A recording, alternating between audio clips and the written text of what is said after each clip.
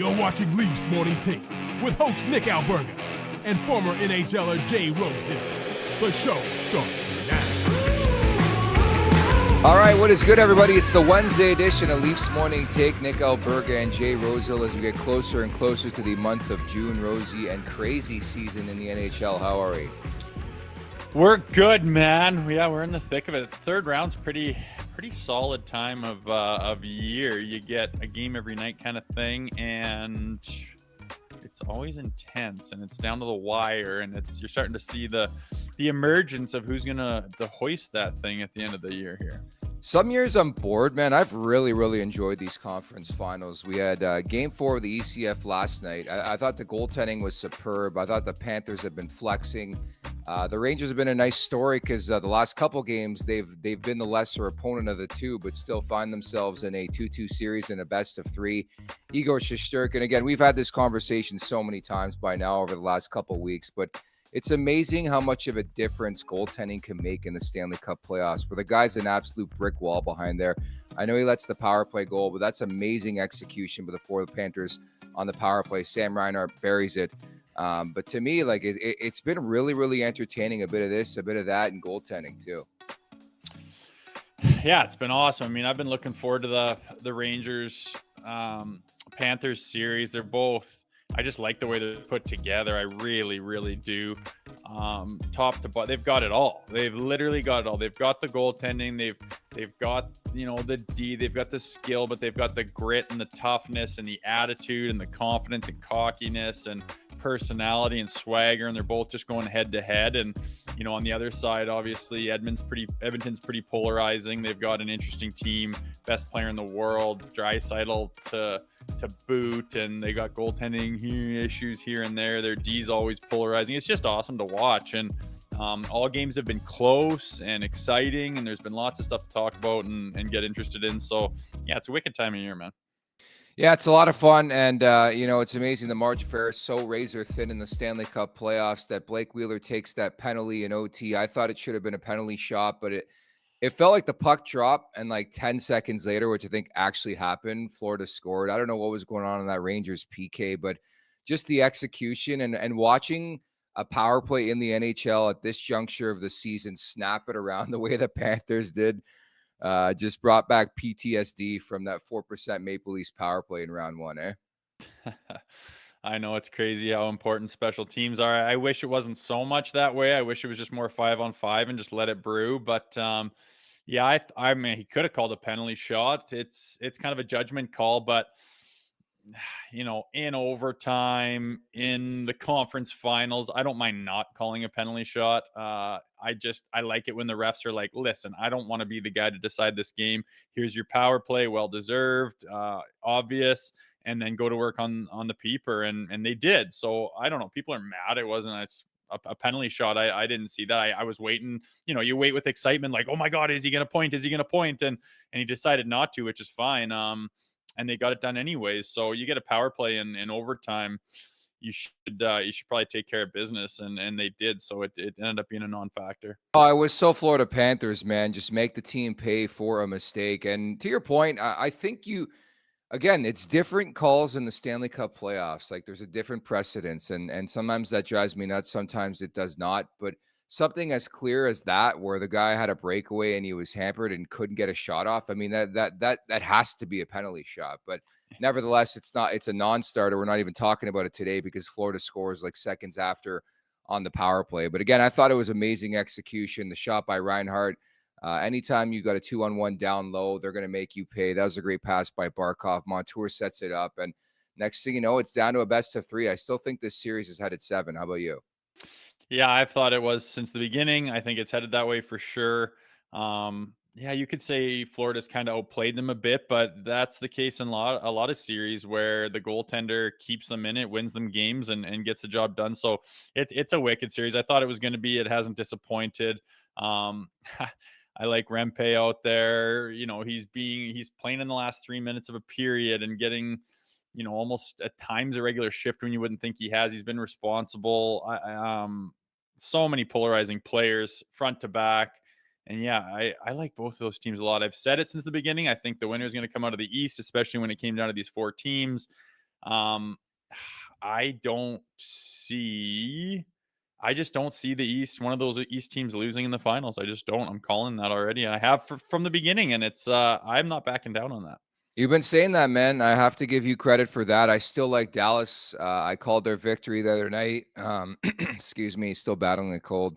I called their victory the other night, and I just wonder if Dallas has too much in their arsenal. Goaltending is obviously a big story. I thought Andrew was really, really good. Looking forward to Game 4 of the Western Conference Final tonight. But just the bounce back in that series, and it just shows you special teams. Like for Edmonton and Dallas, two juggernaut power play, specifically the Oilers, like both teams in significant droughts, but that's just what happens this time of year, playing some of the best PKs, right?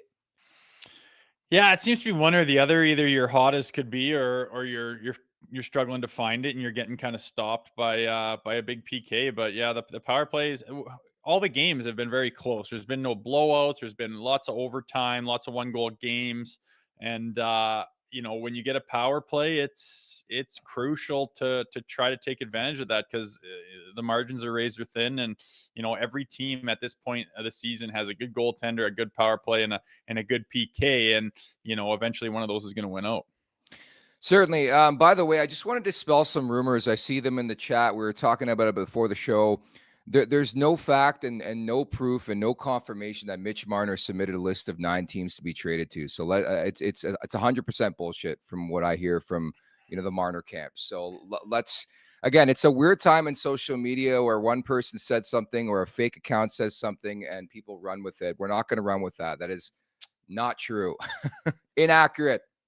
I know it's weird how people just blast stuff out there, and there's no repercussions, or I guess you should lose your credibility, but we're pretty careful about what we say, and everyone wants to be the first to break the news or whatever, but not at the expense of your credibility. And so I was just scrolling there, and I'm like, Marner's released a list, like, says who, when did this happen? Like, no, it's not. And those certain accounts just I'm basically just going to unfollow them because they're unreliable and they're silly. And a lot of them are Leaf centric accounts, and there is a lot of them. But just I don't get who wakes up and says, I'm going to press the post button on something that's completely fictitious at this point in time. Like, even if you heard a rumor or think it might be true, you can't put it out there. I don't know. I guess clicks are everything, man, or whatever. It is what it is, but be careful what you read.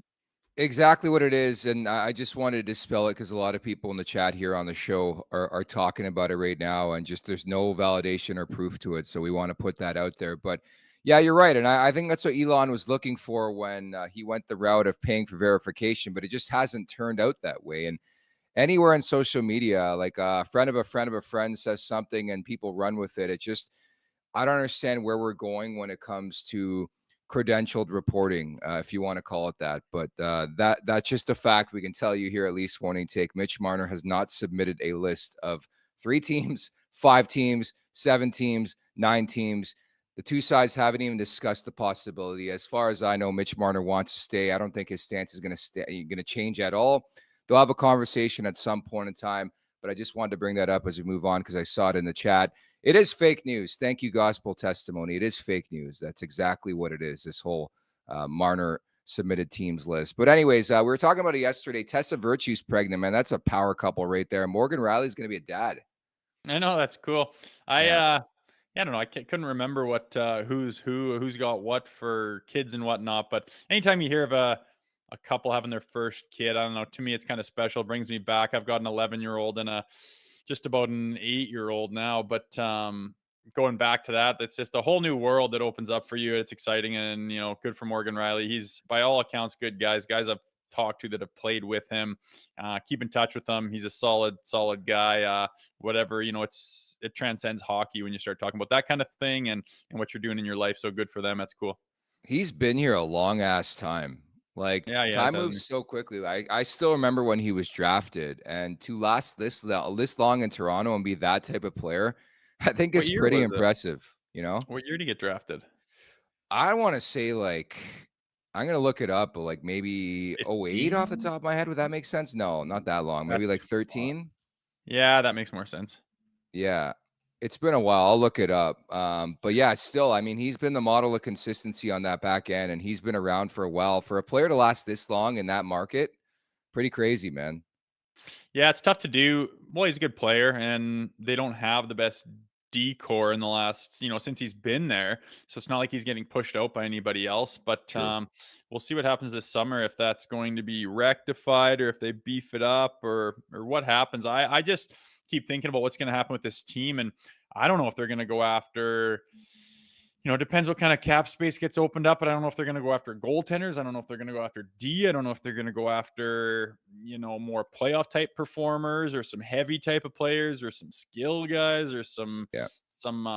complementary pieces. It'll be interesting. I guess depends what's available and what kind of deals Tree can make, but it is going to be an interesting summer, and it's going to be one that defines Mhm. the next several years, if you ask me. Yeah, very well said. That's exactly the way I would look at it. It's pretty much the first clear summer, if you will, under Brad Treliving, and he's starting to paint this picture, and we'll see how it works out from a free agency standpoint. It's 2012, by the way, the year Morgan Rielly was drafted number 1 overall, Nail Yakupov. So the Maple Leafs did pretty damn good in that draft. You talk about the longevity, but man, it's been 12 years since Morgan Rielly was drafted. I remember it like it was yesterday. But nevertheless, we roll on here. We are expected to be joined in 10 minutes time. We'll see if it happens with pending UFA, played for Detroit the last couple of years, but most importantly to this conversation, played for the St. Louis Blues, won a Stanley Cup under Craig Berube. David Perron is expected to join us in about 10 here. Yeah, that'd be cool. I don't know if he hasn't confirmed or what the deal is, but when his name came up, it's interesting. He's not a world beater at the age of 36 years old, but what a bunch of experience. A staple in the NHL and in the lineups for the teams he's played for, and got a little bit of everything going on. And when you add in the experience and Craig Berube and understanding, how that's supposed to look under Chief, you could get that veteran presence in the locker room to kind of make sure those guys stay on path and on course to what a team's supposed to look like. That's the kind of most appealing thing for me is, this team has not had a voice that's kept them on track. They haven't had leadership, you could call it, that has understood what it takes to win in the playoffs and can get the group together on the same page with the same mindset going towards that goal together. It's been anything but that. They've gone the opposite way in the playoffs. They've lost their identity. They've dried up offensively. Their power play's been garbage. They don't play really heavy. They did a little bit more this year, and a little bit more last year, but they're starting to understand that, hey, this loop and shoot road hockey game doesn't work in the playoffs. And it's kind of frustrating when you look at the Dubas area to say, well, and the Shanahan area too, why did you think it would? Like, what of all of your guys' experience, which Dubas doesn't really have any, but Shanny, like, what made you what part of information did you get that made you think that playing the style of hockey that the Leafs have played the last year, while they've had success and had lots of guys that had points in the regular season, what made you think that was going to work in the playoffs? Like, no winner of the cup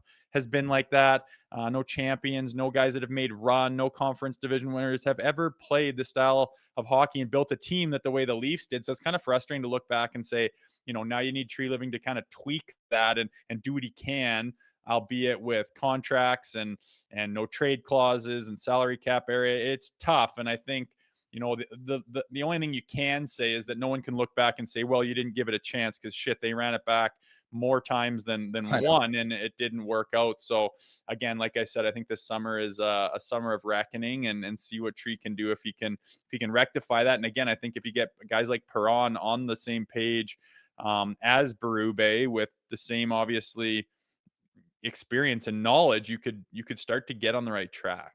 Yeah, and it just feels, to your point, like the pendulum is swinging back the other way under Brad Treliving in terms of how this team wants to play. And on Perron, I could foresee a path. Like, I know he's 36, but I could foresee a path where David Perron's on a line with Austin Matthews, assuming Mitch Marner is traded. He's a guy, high skill, plays a tough nose type game, still produces. Look at his numbers the last couple of years, and I think there's some great comparables around the league of guys who are 37, 36, 38, still producing at a pretty elite level. So I could see an opportunity there from the Perron camp to maybe cash in a bit, but also play on a really, really good team. So we'll try to connect here in a couple moments with David Perron, pending UFA, played the last couple years with Detroit. At the Leafs Nation 401 here on YouTube, hit that subscribe button. Hit that like button. Leafs Morning Take, wherever you find your podcasts. Just make sure to leave us a 5-star review.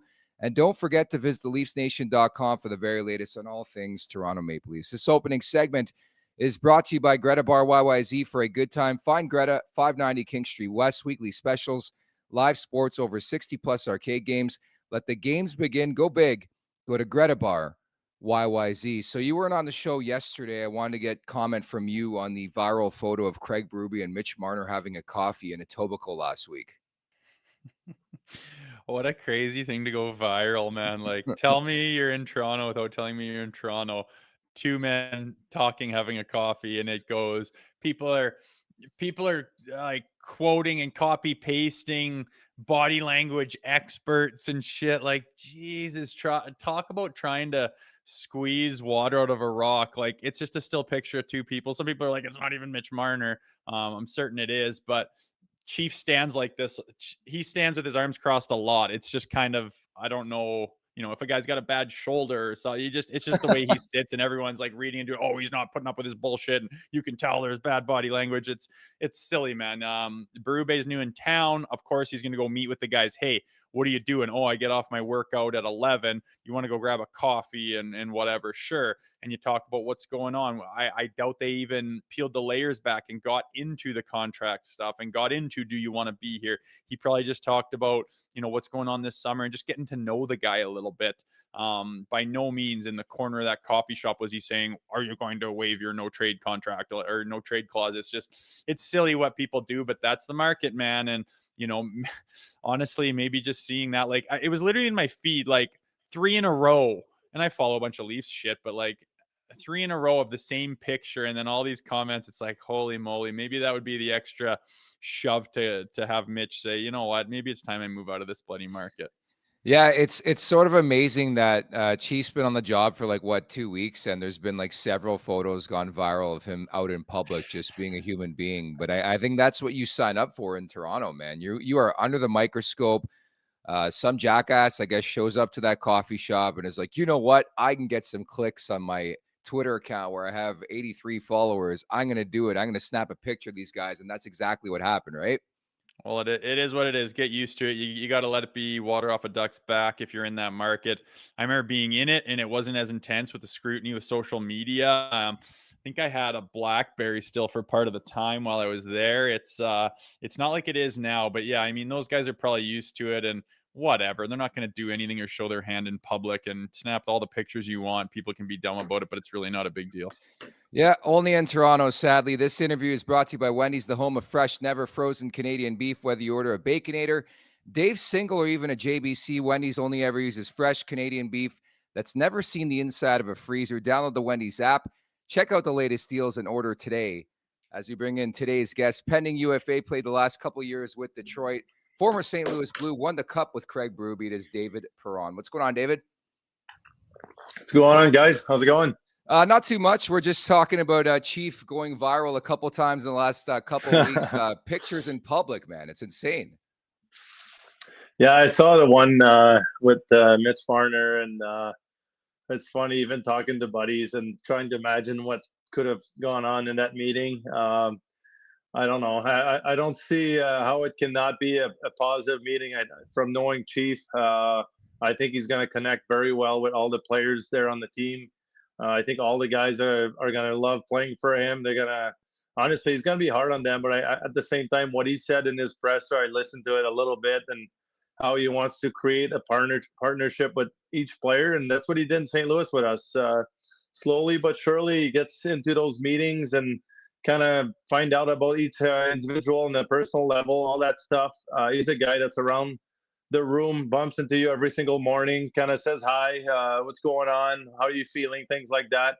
And over time, it creates that relationship with him, that trust factor that from the way he's coaching, the way he's acting, you really trust that he's got your back. And I don't know, for me, he got the best out of me every single night, just the way he coached me. And I'm very thankful that I had him as coach in St. Louis. So, David, thanks for coming on. Keeping with Berube, you talk about his personal kind of relationships with the players. Does he just kind of keep that personal thing with everybody and then it all blends into a team thing? Or is he more of speak to the group as a whole and try to get everyone on the same page? Or is it kind of a blend of both? How did he go about his business in St. Louis? Yeah, it's definitely both. I mean, it's tough to know how relationships were with other guys. I know how mine was with him, and it was constant conversations. I don't know, from I think maybe you guys heard the clip of Schenner talking about Chief in the sauna, things like that. You just kind of run into him in all kinds of situation. He's got your back. It's funny. It's all about the team, and as long as you show that for him, he's gonna come through for you. He's gonna have very specific things that he wants each guy to focus on when they go on the ice, and usually it's going to revolve around the team, how you play, and making sure you play the right way. You're ultra competitive, and I think from that point on, that's what I mean, like creating that partnership, that relationship with each guy. And there's a lot of good things, obviously, in the room already. He's going to bring the best out of it, and I think guys are going to look forward to battle for him every night. Obviously, you've been in close proximity playing the Leafs in the same division the last couple of years. You had a goal in 2 helpers and 3 outings this past season. Do you think that's a good fit, Craig Berube, there? Because obviously we just talked about it, viral photos, like it's a different market, right? Yeah, now certainly there's going to be adjustment for him in different ways, I'm sure, but this is up to him to adjust. It's not going to be easy. I don't think it's never easy anywhere. Like even towards the end in St. Louis, I know all the guys still loved him just the same way, and at times you have to make changes, and that's what happened. And he finds himself in a really good situation where the city obviously is craving a winning team for years now, and I think he's not afraid of that. That's exactly kind of what we had in St. Louis. He came through for the city, and why can't he do it there in a way? And I know his good buddy Rick Tocchet kind of just turn the team around in Vancouver, and that's another tough city to do it in. And I know they're in constant conversation, so I'm sure he's going to rely on him for different things, working with you guys, media, all that stuff. It's not the same dynamic as maybe anywhere he's been, but at the same time, I think he's looking forward to it. I think he's looking forward to a new adventure, and I mean, doing it in Toronto, there's probably not many bigger market. Sure, David, take us through what it's like for a player like yourself and the situation you're in with free agency. What stage are you at with your agent, with your family, what you're looking for, what your priorities are? Yeah, well, priorities. I mean, it's trying to get stable somewhere. I think with the kids now, my son will be 9 this summer. My daughter just turned 7, and then we have another one that's a year and a couple months. And with the school situation and all that, you're trying to create something where they have roots somewhere they can kind of build their own life a little bit, and you're not trying to move every single year. And I think for me, after 17 season, that's what I'm looking at. It's definitely you're trying to find a good opportunity for me to win another Stanley Cup or do something positive for my own career. But certainly, it's not the same decision making that it was maybe 5-6 years ago. And I've won the cup and everything, and obviously I want to bring my kids along, maybe for another ride, but at the same time, it needs to be a good ride for them too on their personal level. Here's the Moneymaker question. Would you be open to reuniting with Craig Berube in Toronto? Well, I mean, we'll see what happens here with this team here. I'm not trying to turn the page just yet because I really had 2 very enjoyable season in Detroit. This is a team and an organization I have a lot of respect for, so I want to make that clear. I don't want to create a bomb in that sense, but I think definitely Chief is a guy that it was an honor to be coached by him. I think he brought the best out of me. We won a Stanley Cup together. He helped me go to the All-Star game the one year, and I know he's always had my back. And this is a guy that I view as a coach, but I think for me, at this point, it's almost like a different relationship. It's more on a personal level. He's a guy that I rely on, and I've talked to in the past over the last couple of years for different things, different advice, and I think he's a guy that's I want in my corner all the time. He's again, like, he's one of the guy that connected with me the most on a personal level, brought the best out of me, and we'll see what happens. David, growing up in Quebec, being part of a hockey family, what's the outlook on the Toronto Maple Leafs with yourself and your family growing up? Were they the absolute nemesis, or is it Yeah. that hardcore? Yeah, for sure. I think it was all about Montreal growing up, and anything that had to do with Boston or Toronto, you couldn't bring it up in any household. But I don't know, it's different. Like you see different situation. You see Patrice Bergeron playing for Boston all these years, being from Quebec City, and it was kind of funny to see how a lot of fans in Quebec were fans of Boston a little bit more because of Bergie. And it's funny with Felix Potvin, he actually lives on the same lake that I'm on in the summer, and he's a guy that played for the Leafs for a lot of years. They really enjoyed his time there. I think the fans did as well. And who knows? We'll see what happens. Again, even talking about Chief again, like this is a guy that it would be an honor to have as my coach again, but we'll see what happens. Hey, David, I'll say I'm from RDP. My family hates me because they're all Habs fans, but I moved here when I was like 5 or 6, and obviously I support the Toronto Maple Leafs, so it can be done. I wanted to ask you just a bit about free agency. Obviously, it's a tough time for any player, whether they're 26 or 36. How much does it help knowing that you've been through this process? Because it obviously can be really stressful, right? Yeah, I think last time around it was more stressful. I really wanted to stay in St. Louis, and then when I kind of realized it wasn't going to happen, it was really tough on me. It was really tough on my family.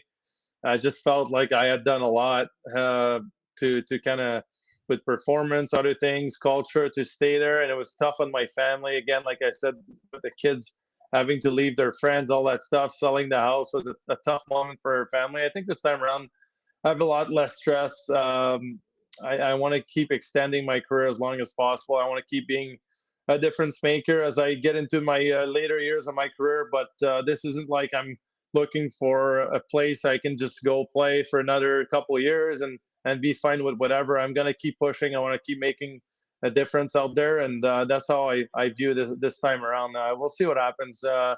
I don't really have too much on my mind yet. I'm sure as the days and the weeks are going to keep passing on. I think there's 4 or 5 weeks left till July 1st. We'll see what happens. Again, there's my team here in Detroit that I really love this city. I just came from the gym this morning. Some great staff members, coaches, everyone. So I hope that this can keep going here too.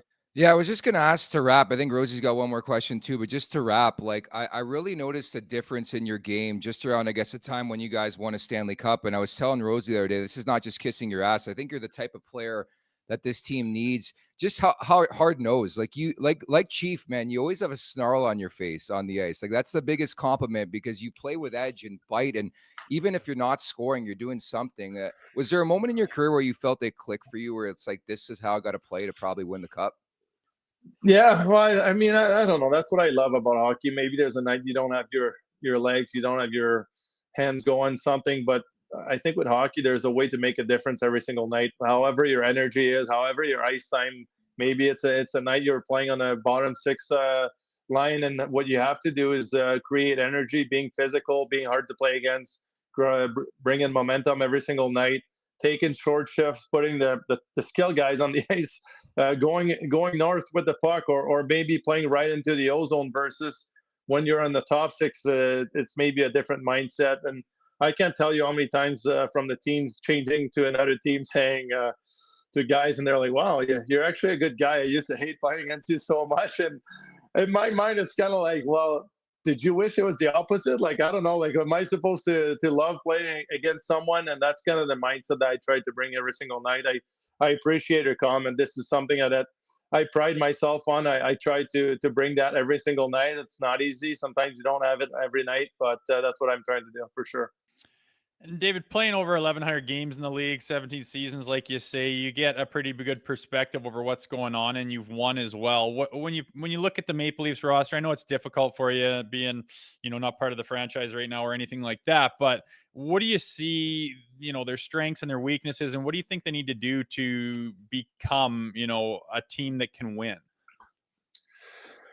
That's a sensitive subject and question for sure. It's tough to get on at this point, to be honest. I don't want to do that too much, but definitely just kind of on the opposite side. What I can say is how hard it is to you're trying to match their skill, but trying to outwork them at the same time. And if you put yourself in the hole, maybe too many penalties or anything like that, it's going to be a hard night. And you have to have your absolute best game every single night to be on the forecheck and making sure that you hold on to every single puck in the ozone. And I do think this is something maybe the Leafs can do more, is being harder to play against. And that this is something Chief will definitely bring up. That's one of his biggest thing is hanging on to pucks in the ozone. You don't have to just throw everything at the net, or you don't have to just one and done type of offense. And I think that this is something the Canucks have been talking about. I think Rick Talk brought that to the Canucks.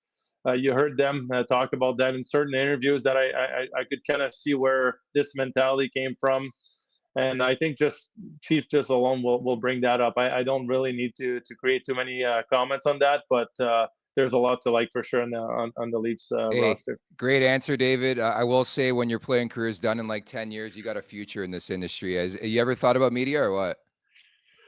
I do enjoy it. Yeah, I do like talking about hockey. I find myself like even right now watching the games at night.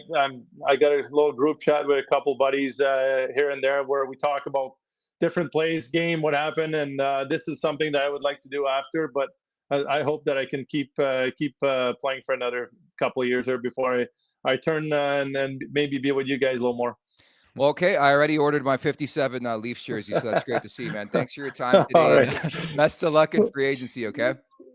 Sounds good. Thanks. I appreciate it, guys. Anytime. Have a good one. That is David Perron. And I think that's a good question to ask about being from Quebec, man. My family was not big fans of us becoming Leafs fans, but it is what it is. And he's so right, because funny enough, my cousin had a grandparent. The one grandfather was a Habs fan. The other grandfather was a Boston Bruins fan. And dude, the legendary bouts eating dinner were insane, because like that was it still is a really good rivalry. But 15, 20 years ago, it was insane.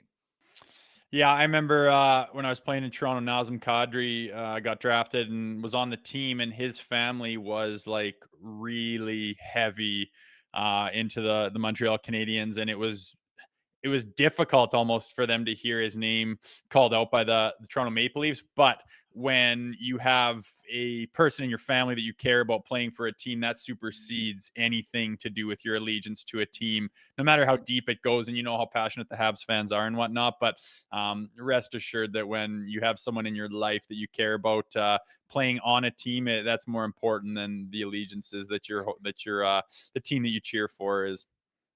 Well, that's exactly it. I mean, we even see Macklin Celebrini a couple of weeks ago at the Canucks playoff game. He's going to San Jose. Bedard's like not even a closet Canucks fan. It sort of happens. What were your major takeaways? I thought he was awesome, man. Like, I wasn't kidding. I think he's got a career and bilingual, obviously. So I'm sure he'll pop up in RDS and maybe TSN down the road. But that was a really good interview. What I gathered first and foremost is that he loved playing for Craig Berube, and I think he is very open to being a Toronto Maple Leafs. I will just put that out there. Maybe you saw it differently, but I think he is obviously looking for a bit of stability at 36. So I'm guessing a multi-year deal.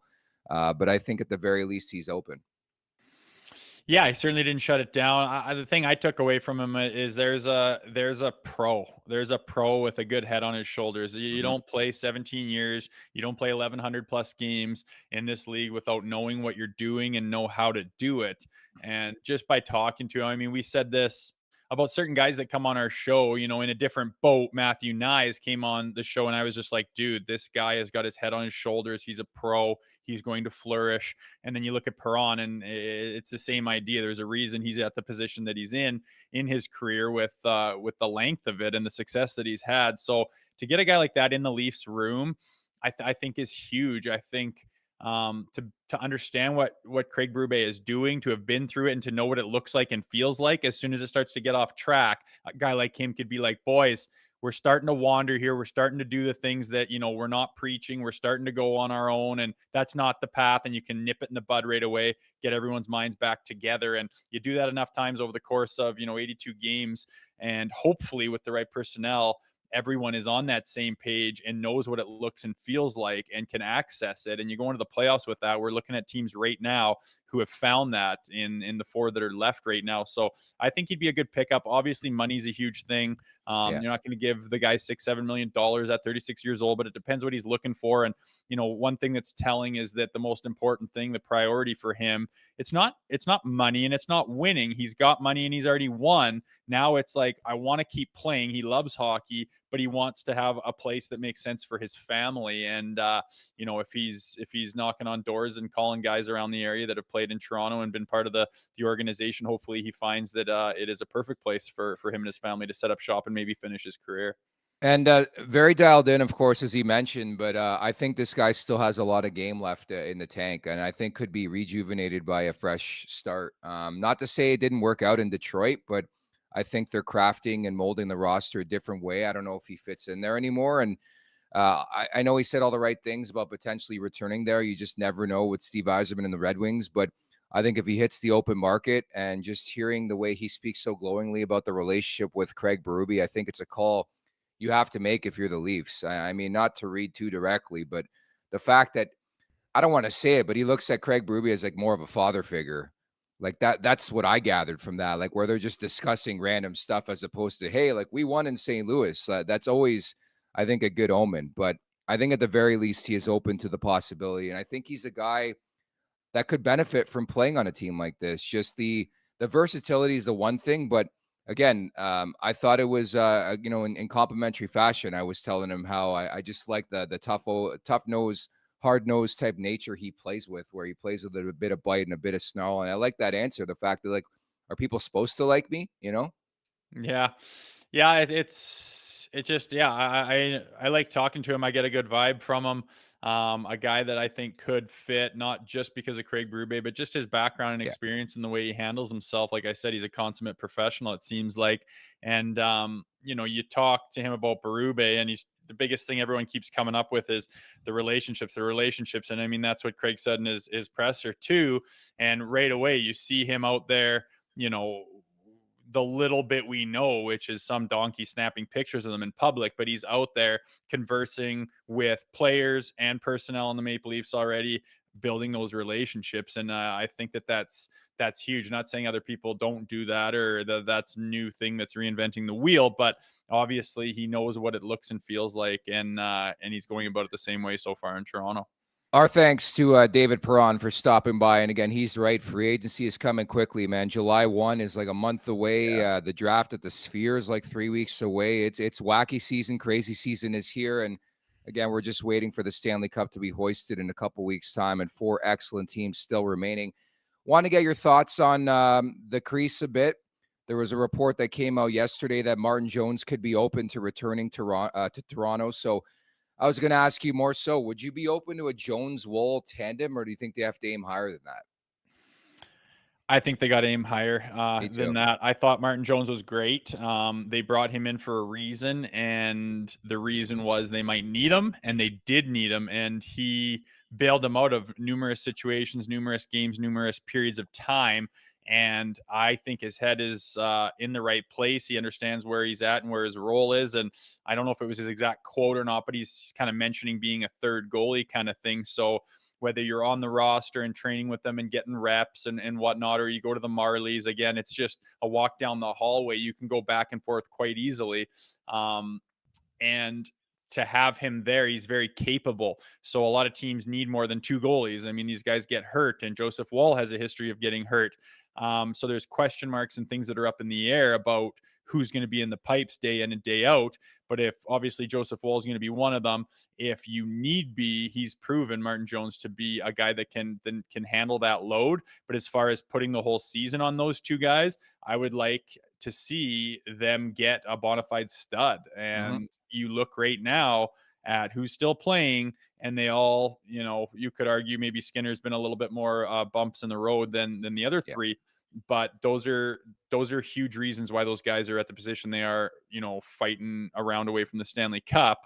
And I think the Leafs need to address that, and they need to get that bona fide stud and cover that off, exit off. And again, it doesn't cost $10 million to go get a stud goalie. It doesn't, I don't know if it blows my mind, but it's like, a $6 million goalie is like a high paid goalie. and they're your most important player. So in my mind, you have to address that. And if Joseph Woll turns out to be, the next so-and-so Ottinger, awesome, great. But we don't know that right now, and we can't hang the season at this point in time on that fact. And as we know with other teams out there, having 2 stud goalies is not a bad thing. I'm really interested to see how they attack this. If they lean towards more free agency, where they're going to get like a Laurent Brossoit type to pair with Joseph Woll, or are they looking trade route? Are they looking Gibson? Are they looking Saros? Are they looking Omar? Because I'll tell you right now, if they're looking for a bigger fish, it's going to be a return that, Rosie, you do not like, that a lot of people do not like. And I think you connect dots and you look around, who are the prospects that make sense for any team? They're guys you don't want to trade. I'm just saying that the capital is just not there for this organization. So I tend to agree with you. Like I'm tired of this conversation the last 15 years where it's like, if you go out there and you maybe have to overpay a smidget to get a bona fide stud, I'm okay with it. I really am. Like that it'd be an amazing time in the era of Leafs Morning Take where we don't come back at you every 3 days and talk about the crease and what's going to happen in the crease. Like, imagine like doing a Rangers show. Imagine doing a Lightning show where it's like, hey, Vasi starts tonight. Shesterkin's in tonight, but I know Quick played well in the first half of the season. It would just be fun not to talk about goaltending all the time. And I think any way to try and solidify the crease, I am open to that conversation, Rosie. Yeah, me too. And you talk about how do you get one of those goaltenders like a UC Soros, for example. I mean, I think a lot of people's minds, and more than likely they're exercising the option to move Mitch Marner if it's possible with the no trade clause and whatnot. But, there is a big, heavy piece. Like, he's a good player. He could help a lot of different teams. Some teams would love to have him on their roster, understandably. But you got to understand, we've ran it back. We've done the core 4 thing, or whatever you want to call it anymore. It doesn't work. You're tied to John Tavares. You're tied to Austin Matthews. You wouldn't want to go anywhere. You've committed to William Nylander.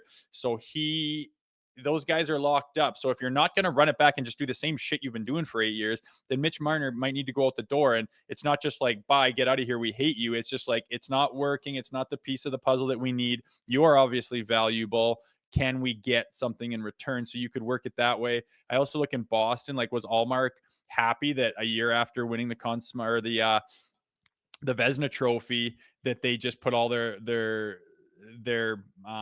faith and playability time into Swayman? Does he want to get out? And would he go to the Leafs, their rivals, and say, screw you, now I'm going to go try to win a cup with the Leafs and shove it up your guys' rear end? So interesting ways to look at it. But I think that, I don't think they can go into this season with Joseph Woll and Martin Jones and say, we're going to be a cup contender right now, because there's just too many unknowns. I was actually texting with Linus Allmark the other day. That's not a humble brag. We had him on the show last year. He's going to come on in the month of June. Of course, Hutz knows him really, really well. So probably a show with me and Hutz. We're going to get Linus on, and we'll just talk about the offseason. I think he's headed back home to Sweden. So that's coming up in the month of June. But let's get into the last call here, Rosie, brought to you by Bet365. Open an account with Bet365 today and bet on a huge range of markets. So whatever the sport, whatever the moment, it's never ordinary at Bet365. It's Game 4 of the Western Conference Final. It's the Oilers hosting Dallas. The Stars up 2-1 in this series. I like a couple shot props in this game. Jason Robertson at plus money over 2.5 shots on goal. I'm going to play that coming off the Hattie. I like that. And I like Wyatt Johnston over 2.5. I think the number's around 130, minus 130, minus 140. And in general, I think there's a lot of value in Dallas tonight because people are expecting a response here from Edmonton. Yeah, man, I'm looking on 365 app here, and they're minus 135 on the money line. So it is expected for them to split at home and to get the series tied up. It's tough to find value in that type of thing unless you think they're really going to do well and their big boys are going to shine out, and you can go plus 185 on the puck line. But I like that shot prop with Robertson too. When he gets his buddy back there and he's feeling it, and sometimes when it rains, it pours. And when guys are feeling it this time of year, they tend to get actually hot and stay hot. So over 2.5 is not a stretch at plus money at all. Yeah, I think any goal scorer will tell you, like, he didn't score for 10 games. He scores a hattie. I think he's going to be shooting the puck here, excuse me, in game 4. This sickness is never going to go away. It has been weeks, man, absolute weeks. Over 5.5 too. I think I'd play that number 2. I think I can expect a lot of offense. I just don't think Edmonton has it defensively, and I think Dallas is open to play that wide open game. So that's probably what I'm looking at. You're off tomorrow. You're back on Friday, right? That is correct. Yep. I've got Okay. Flames Alumni Golf Charity Classic Thinger tomorrow, which I'm pretty excited about. So I got to take a day off. Sorry, boys. Hey, it's fine. Keep tabs on Mike Commodore for us, who joined us earlier this week. Daily Faceoffs, Matt Larkin is going to be my co-host for tomorrow's show. So we'll talk on Friday, Rosie. Love it. We'll see you then. All right. Many thanks to David Perron for stopping by today's show. Everybody in the chat who said I look like a 17-year-old kid with the new fresh shave here. I did shave last night. I just go tired of it, man. That's a 5 it gets too o'clock long. shadow you have right now. That's a full shave down to the wood in 1 day of growth. No. What I do is my trimmer, for some reason, brings it down to the 5 o'clock shadow, and then I just grow it back. Solid. I was going to say you are Italian. My goodness gracious. Yeah, I know. Imagine that grew back in like 7 hours. It'd be wild. That would suck, actually. I don't have much for a beard. I'm kind of baby faced, but I never had the facial hair except one time on the Marlies. That time we went to the Calder Cup final. Yeah. I had to grow, or no, it wasn't that. It was Movember, and I said, fine, I'll do the Movember. And I looked like a catfish with these gross, sparse things curling into my mouth. It was bloody disgusting. My now wife was like, please don't ever do this again.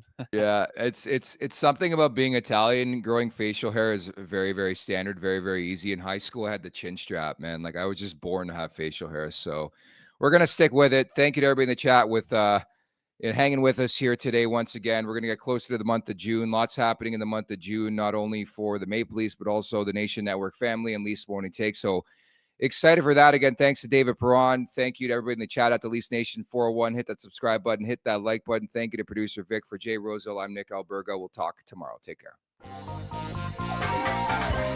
Make sure to check out more of our content right here on the Leafs Nation YouTube page. We got long form interviews, we got clips, we got epic rants by Jay Rosehill. We simply have it all. And don't forget, you can find out much more at theleafsnation.com. Thanks so much for watching.